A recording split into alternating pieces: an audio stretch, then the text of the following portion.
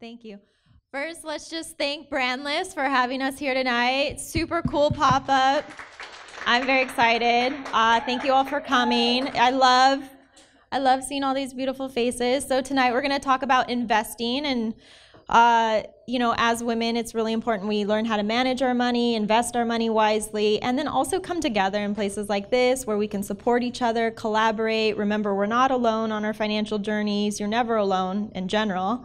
But to have a safe space to also ask all your money questions. So I will talk a little bit about some investing principles and tips so you have some tangible, hopefully nuggets of wisdom that you can take with you and apply. I'll explain to you a little bit about how we work with our clients, our services, and then I really want to make it valuable for you. So please, if you have questions, not only for the end, but throughout, raise your hand, because I guarantee you if you have a question, someone else in the room has the same question, and that's how we learn best, is by asking our questions. So be brave, be bold, don't be afraid, because I think it's just so much more fun when you ask those questions, and we can make it more of like a conversation versus me speaking, telling you, teaching, although I like that stuff too.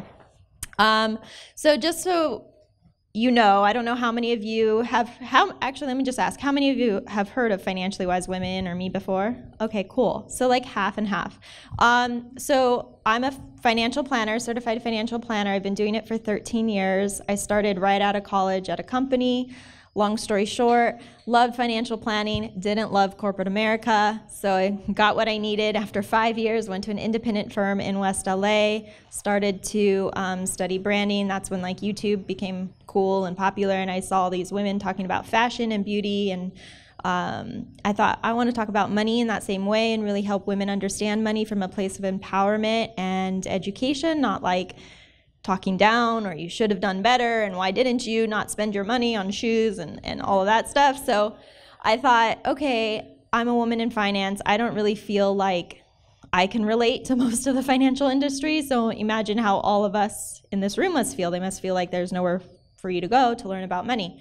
So I started Financially Wise Women as a blog. 2.5 years later, I started the company, which is what it is now, which is a financial planning company. So we do fee-only financial planning for individuals. A lot of couples, too. We're actually expanding to men, so Financially Wise Men. Yay, we love our men. So it's just time. The brand has been established, and it's time in our own personal and business growth to expand. But we are unique in the fact that we don't take commission. We don't manage assets for a fee. We literally charge a flat fee for our services and give advice. So it's a newer model in the bigger financial industry playing field, but it is a model that I think a lot of us really appreciate, and it's kind of like Brandless. It's like we want quality, we want good service and products, but we don't want to pay all those additional fees, and we don't have to anymore. So that's kind of our unique proposition. And then also I do a lot of speaking like this and corporate partnerships where I bring in financial wellness programs. So we work with a lot of people, and it's been great. And I'll just tell you that being a financial planner, I've seen a lot with money and just being on my own financial journey. And no matter how much money you have or don't have, it never ends. It's like life. You constantly grow and change and evolve, and there's always a new challenge. There's always something else to learn or conquer. So stay motivated, stay inspired, don't give up, hire the right people also on your team. I think that's also very important, to have the right team of professionals, and just keep going, because it can be a lot of fun. It doesn't have to be stressful and anxiety causing. Money can be fun, it can be enjoyable, and that's what it's really for. So now let's get into the nitty-gritty of investing. How many of you, raise of hands, invest money regularly, like in a 401k, an IRA, just the stock market? Okay, cool. And how are you doing that? Like, just shout it out. 401k or IRA? IRA, nice. 401k, stocks, nice. Okay. How many of you feel very confident about your investing portfolio? Yay! She's my client. Thanks, Angie. That's perfect. She does feel confident because she's really done the work. You've done the work. Okay, so oh, thank you. So this was not planned, by the way.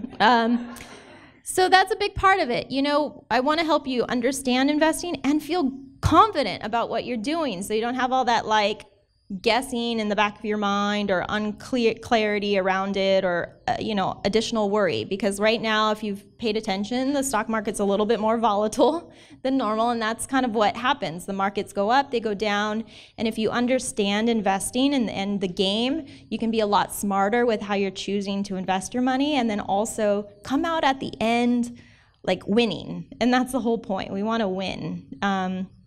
So some tips I have for you about investing. Number one is know what you're investing for. So it sounds pretty basic, but let me just add, like, what are some goals that you have? Raise, you know, just shout out. Yeah. Buy a house. Cool. Very clear goal. When? 2 years. 2 years. Okay. So that's great. So that's considered what we say a short-term goal because it's in 2 years. What other goals? Retire early. What age? Soon as possible. Okay. So I would say retirement's a longer term goal because it not only, you know, maybe it's 10 years away, 20 years, 30 years, but also when you do retire, it doesn't end. So that's what we consider a long-term goal, right? Because you retire, but then you still have to like manage your investings after retirement. What other goals? Pay off college debt. Who said that? You? Great. Okay.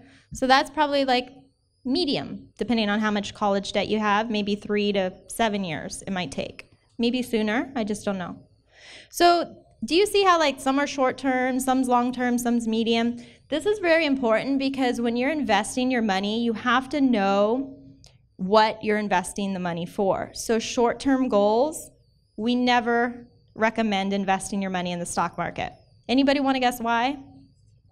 It's too volatile. Like, let's say you need that money in 2 years, you want to buy a home, you need the down payment, and the stock market has decided that's going to be the year it has a bear market and it goes down. You're going to be pissed. You're going to be like, oh my God, the money I needed for my down payment's now 10% down, 20% down, and you might have to sell at a loss, and that's not what we want to do. Medium-term goals, it's a little bit tricky. Sometimes we can invest conservatively, but you have to really understand like the risk involved, like if you want to put money in bonds or just like short-term risk.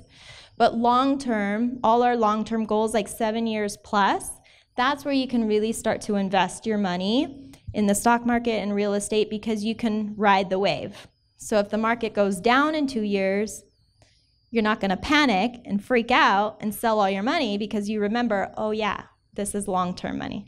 Does that make sense? So I know it's pretty basic, but I'm telling you, people are not clear. And so they're like, I want to make money, I want to put it in the stock market and just grow money. And it's like, well, first of all, what is this money for? What's your risk tolerance? Because you have to build a portfolio that's going to get you to your goal in the most efficient way. So that's tip number one, know what you're investing for. And I actually, I don't think I brought enough, but there's some dream worksheets here, and I'll pass them around. You could take them, and if you didn't get one, I'm going to also pass around an email list. Just mark it, and I'll make sure you get this email because this is such a great activity. We don't have time to do it tonight, but do it maybe when you get home or like literally in the next 2 days. Just schedule like an hour and just do this. And it's like sometimes you do these things and it sounds like, oh God, my dreams, that's so lame, or maybe you really like it, I don't know. But do it because when you write it down, you're more clear, and then you can start to map out the different things you want, short term, medium term, and long term, and then you could start to build the plan for that. So I'll pass those out. Okay. Yes, question. So if you just want to invest so that you're not living like as paycheck to paycheck, that's like very short term, so you wouldn't recommend investing for that? That's a great question. So if you want to just build some cushion, that's what I would say, a cushion, like a savings account. That's not investing. That's like literally having a savings account, and you put money into it to build a cushion, which is very smart, and that's part of a financial plan, what we advise our clients. Because like, let's say an emergency happens, or maybe an opportunity. You have the money in the bank to use, that's not invested, you don't have to use your debt, and you could have that money there. So that is a short-term goal. If you don't have the cushion, one short-term goal is to build your cushion. And typically like 3 to 6 months of your core expenses you want in cash. And that's also very important when you're investing. You want that cushion because that's going to give you the staying power. So what that means is like if the markets do have a dip or do have a down and you need money, you have that cushion to fall back on first to use before you have to tap into long term. So anytime you invest money for the long term, you want to leave it for the long term. And it's really hard to do. I mean, it's like, because it's like we're so, it's like you're emotional. You have money, you're emotionally attached, you see it go down, you're like, oh my God, and then everyone else is freaking out. But actually, when times like that happen, you just need to like be calm and not freak out. So the next tip with investing, so after you know what you're investing for, the next thing I have is to understand compounding interest.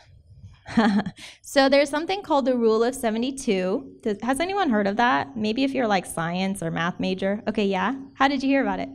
I took a personal finance class Yay. in college. Really? What college? It was American University. All right. That's impressive. How many in the room had like a personal finance class in school?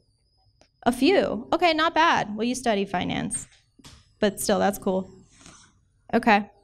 So not too many. So the fact is we don't get a financial education, which is kind of weird, and that's a whole nother story.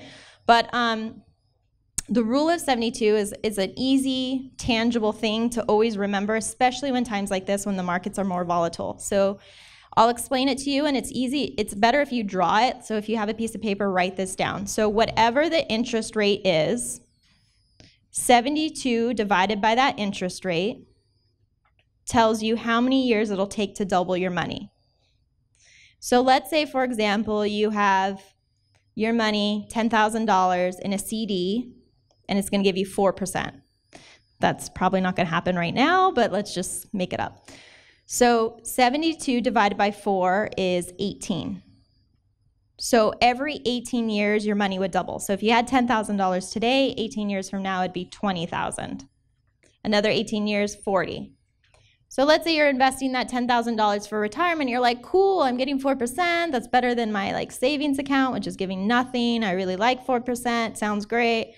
And I will say, yeah, it's not that great because $10,000 today, 36 years from now, is going to be $40,000. I don't know about you, but that's probably not going to last very long for retirement. That's not sustainable if you want to build wealth, if you want to build a nest egg to retire off of.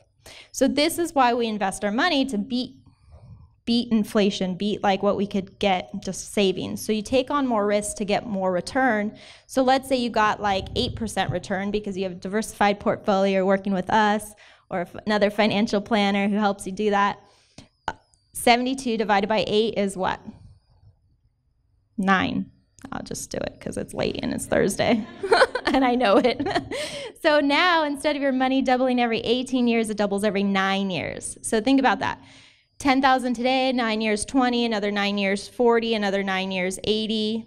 So the same 36 time frame, we're talking 160,000 versus 40,000. And that's just having the same amount of money initially, but you just got a higher rate of return. So which one do you guys like better, 40 or 160? Yeah, okay, just making sure you're awake and listening. Okay, so 160. So that's compounding interest. That's the rule of 72. Remember that because when you're investing in your IRA or your 401k and you have this portfolio and it starts to go down, and you're like, oh my God, why I'm taking on all this risk, I'm gonna panic and sell.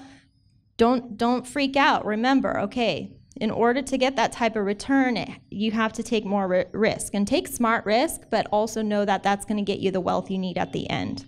This is also hard because we live in an immediate gratification world where it's like everything is delivered now, which is, I think, a new challenge we face with our money. But if you can remember long term, you will get rewarded and just stay the course, it's going to make your whole financial life a lot easier.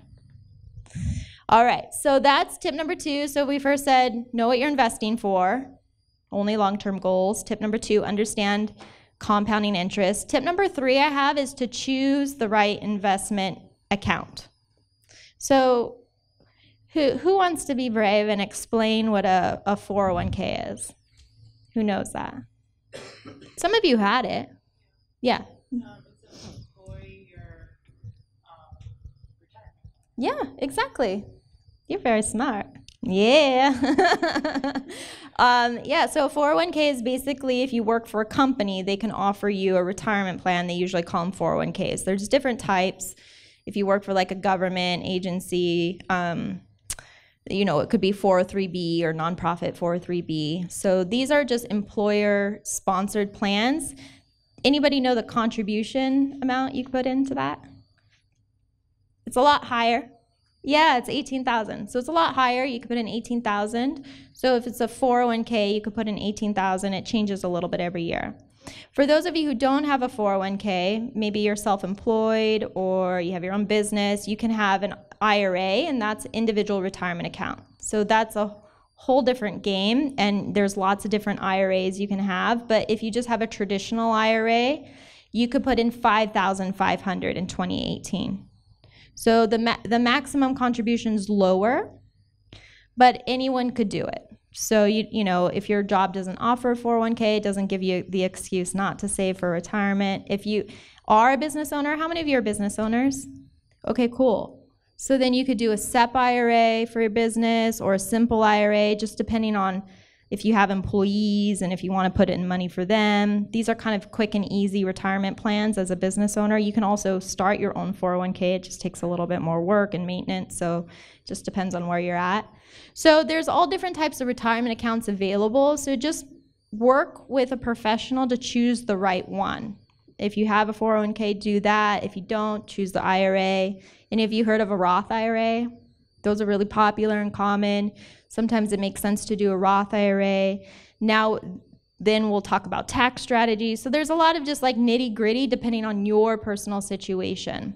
But the whole point is get some sort of account and save something into it every month. Even if it's like $50 a month, if you just set it up so it's automatic, it's happening, it's investing, make sure you're investing it properly, and then also you get to deduct that on your tax return. So if you put into a 401k or traditional IRA, that's a tax deductible contribution. So now you also get some tax breaks, which is nice because taxes are always around, so anytime we could save. Okay, so that's the third tip, choose your account. And then the fourth tip I have is to choose the right allocation for your risk appetite. So this is like, do you guys ever see the pie chart, right? Like how much bonds versus stocks do you want? So this is dependent upon the goal, your age, also the amount of risk you feel comfortable with. So sometimes even though clients are young, maybe they have a lot of money, they don't need to take on that much risk. Or maybe you are older and closer to retirement and you could scale back on your risk, but you still like to be aggressive. So it's not necessarily always based on like the time frame to the goal, although that's a big part of it. A lot of that pie chart of like how much you want to have in each category is just really dependent upon you and your goal and kind of like what your preference is. So just keep in mind the less risk, less return potential. More risk, more return potential, but it's also more risky. So that's where you have to say, like, where's your comfort level? I always ask clients, okay, where's like the boundary? Like if you saw this on the negative side, you wouldn't be able to tolerate it, you wouldn't be able to sleep, because once you see the range, it's a lot more easy to like understand that risk. So it's a little bit more detailed than what we can get into tonight, but the cool part is I do have an investor toolkit, so I'm going to pass around a sign-up sheet, and if you want that, put your name and email and check, because we can get you that, and explains like stocks and bonds and all that stuff a little bit more. Any questions so far with that? Okay, so that's the fourth tip. The last tip I have is to just review regularly. And again, that one sounds pretty basic, but I'm telling you, life gets busy, you forget. I cannot tell you how many clients we work with that I love them to death, but they're like, I have this account, I've never looked at the statement, and it's been 10 years, and then all of a sudden they just didn't know. Like they didn't know, and that's part of the journey. So be in there, review your accounts. You don't need to do it every day. Sometimes I think that's too much. I think you might create unnecessary stress for you if you check every day. But every 6 months, every year, you should be sitting down. If you have a financial planner, maybe every quarter, to review your finances, review what changes you need to make, and just make sure you're moving in the right direction. And a big part of that is because the economy changes, the stock market changes, life changes. I mean, technology, what we have available to us now versus 5 years ago is incredible. Like, the way we can invest our money is so easy. Like, 5 years ago, it wasn't this easy. 10 years ago when I started, it wasn't this easy. But the fact that we can like literally have an app on our phone and invest money, like a few dollars, you know, these apps that pull money from your account, it's like mind-blowing. So it's really easy to invest money. What do you think of I feel like I get served up like Instagram ads and stuff that's all And they're stalking you on Instagram? Yeah. Well, with any investment institution or platform, I think do your homework. Don't do anything blindly. Don't just like hear about it and put money in. Make sure they're like, you know, have the rules and regulations, FDIC insured, SIPC. But also, a lot of times what I tell my clients is we can do that same thing in a like more maybe effective way just by opening up an account and saving into it automatically. But these apps are cool because like sometimes it just pulls random money and it just like throws an extra money into your investment account, which is fine too. But we can do the same thing with a clear plan and, you know, system set up. So I don't hate them, but I just don't think they're like, you know, anything different than a solid plan and investment strategy. Cool. All right, so those are the 5 tips. Who remembers number 1? Shout it out. Yes, know what you're investing for. What's the second tip? Yeah, compounding interest. Third tip. I don't even remember that one. Choose the right investment account. Number 4. Choose the right allocation. Yes, choose the right allocation. And 5, review. And bonus, have fun. Have fun. Seriously, I think, you know, investing in money can be stressful and overwhelming, but it doesn't need to be. And I know that through my own financial life. I've changed the way I've been with money, and then now I've just worked with thousands of people, and I've seen the same. So choose a different way. Thanks for being here. We're going to do questions, and then while we do that, like I said, I'm going to pass around this. Put your name and email clearly so we can add you. And then if you want that toolkit, you can check the box. And then also if you want to have a 30-minute consult call with me after, I'll stay around. We can schedule them. But this is just like a free call to learn about our services. If you want to learn about our financial planning or online money class or anything else, I highly recommend it, especially if you've never done anything like that before, because the worst thing is like you learn about our services and you learn what's out there for you.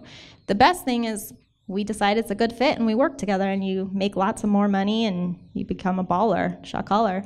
So anyway, I'm going to pass that around, and I think Shannon's going to do questions.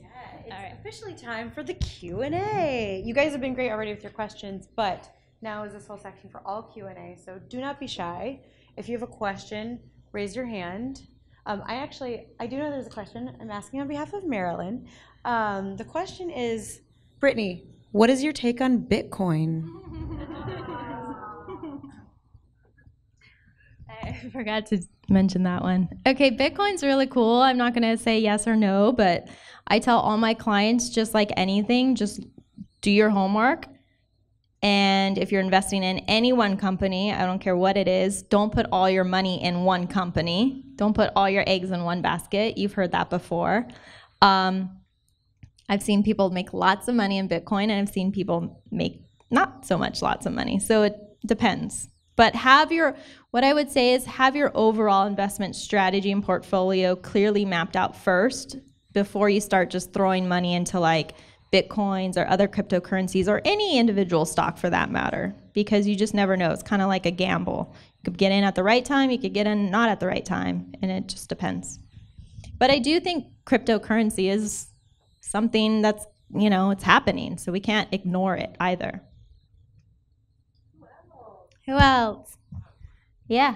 So as a very small business owner, do you suggest to start investing in IRAs, or do you invest in, like, private investing myself in my business? Good question. So I think it's probably dependent upon your overall goals, I think it's always smart, if you can, to at least save a little bit in retirement. But I know in the beginning of building a business, that's not always realistic. So maybe you give yourself a time frame, like the next year, I'm going to put all the money in the business and build cash, and then I'll come back to retirement, and then review. But if you can do both, of course, that's a great way, because you just never know with businesses either. It's like anything, hopefully it'll be a huge success and a retirement income stream, but you always want to diversify. Real estate, business, stock market, you want a little bit of everything. Good question. Cool. Thanks for asking.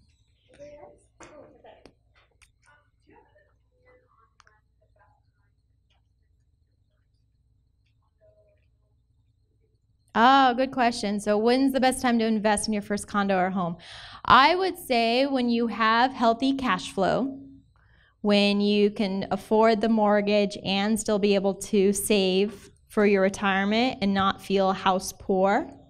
So, do it at that time. But like anything in life, I think you kind of have to leap too. You're never going to be fully ready. So you got to know, get your down payment together, know what that mortgage is going to affect your cash flow, be strategic about it, and then go for it. But, definitely talk to a realtor too, because I'm sure they have more insight of real estate market. It's very high right now in LA. So, maybe there is a time where you sit back for a little bit and then go for it. Good question. Next party's at her house. Yeah. Ooh, index funds. Those are great. We love them. Well, good question. So let's clarify that. Remember, a 401k or an IRA is just the account, and then you get to choose the investments within the account. So you can choose individual stocks, you can choose index funds, you can make your own portfolio of mutual funds. I personally have the philosophy with our clients, we try to invest in low-cost funds as much as possible to keep more of their money. So ETFs, index funds are very popular. We leverage them a lot. But also, I've worked with clients who have an individual stock portfolio, and that makes sense based on their, money situation and wealth structure. So it can be variable. But it is super easy, like these index funds and money options these days. Any other questions? Yeah.